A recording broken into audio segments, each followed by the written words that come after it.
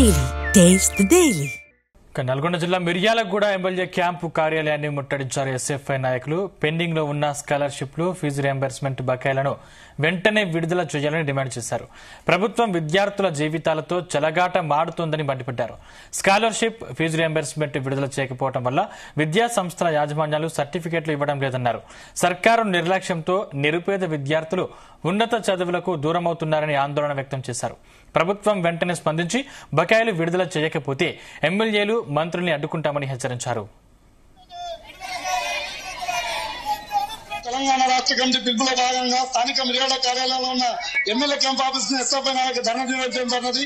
ఈ యొక్క ధర్నా ముఖ్య ఉద్దేశం తెలంగాణ రాష్ట్రంలో మార్పు రావాలి, కాంగ్రెస్ రావాలని చెప్పేసి చెప్పిన ముఖ్యమంత్రి మాటలు కోటలు దాటుతున్నాయి, ఆచరణ మాత్రం గడప దాటలేదు అని చెప్పేసి ఇవాళ తెలంగాణ రాష్ట్ర వ్యాప్తంగా పెండింగ్ లో ఉన్న స్కాలర్షిప్, రీఎంబర్స్మెంట్ 8,150 కోట్ల స్కాలర్షిప్లు విడుదల చేయాలని చెప్పేసి తెలంగాణ రాష్ట్ర వ్యాప్తంగా విద్యార్థులకు నోడెక్కిన పరిస్థితి ఉన్నది. ఇవాళ తెలంగాణలో స్కాలర్షిప్లు, ఫీజు రియంబర్స్మెంట్ రాగా ఉన్నత చదువులో పోవాలంటే విద్యార్థులు కాలేజీలలో సర్టిఫికెట్లు, టీజీలు ఇవ్వగా ఫీజు స్కాలర్షిప్ రాలేదు, ఫీజు కడితేనే మేము మెమోలు ఇస్తామని చెప్పేసి ఇటు కాలేజీ యాజమాన్యాలు ఇబ్బందులు పెడుతున్న పరిస్థితి ఉన్నది. తెలంగాణ రాష్ట్రంలో ఇటు విద్యార్థుల తల్లిదండ్రులు అనేక ఆందోళన చేస్తున్న పరిస్థితి ఉన్నది. వాటికి తక్షణమే పెండింగ్ లో ఉన్న స్కాలర్షిప్, ఫీజు రియంబర్స్మెంట్ ఇవ్వాలి. ఈ తెలంగాణ రాష్ట్ర ముఖ్యమంత్రికి ఎస్ఎఫ్ఐ ప్రశ్నించడం జరుగుతోంది.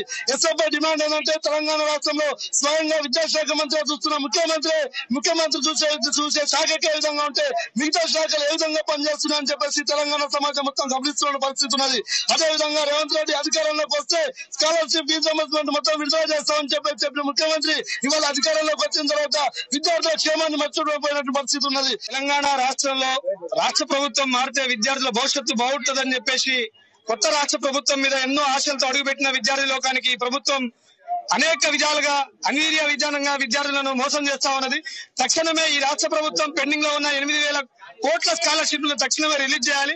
ఈ స్కాలర్షిప్ రాకపోవడం వల్ల విద్యార్థులు అనేక ఇబ్బందులు పడతా ఉన్నారు. ఇంజనీరింగ్ కాలేజీలలో సర్టిఫికెట్లు అడిగితే యజమాన్యం స్కాలర్షిప్ కడితేనే సర్టిఫికెట్లు ఇస్తామని ఇబ్బంది పెడతా ఉన్నారు.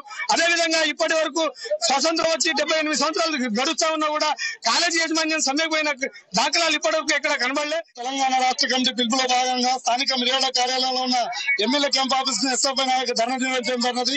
ఈ యొక్క ధర్నా ముఖ్య ఉద్దేశం తెలంగాణ రాష్ట్రంలో మార్పు రావాలి, కాంగ్రెస్ రావాలని చెప్పేసి చెప్పిన ముఖ్యమంత్రి మాట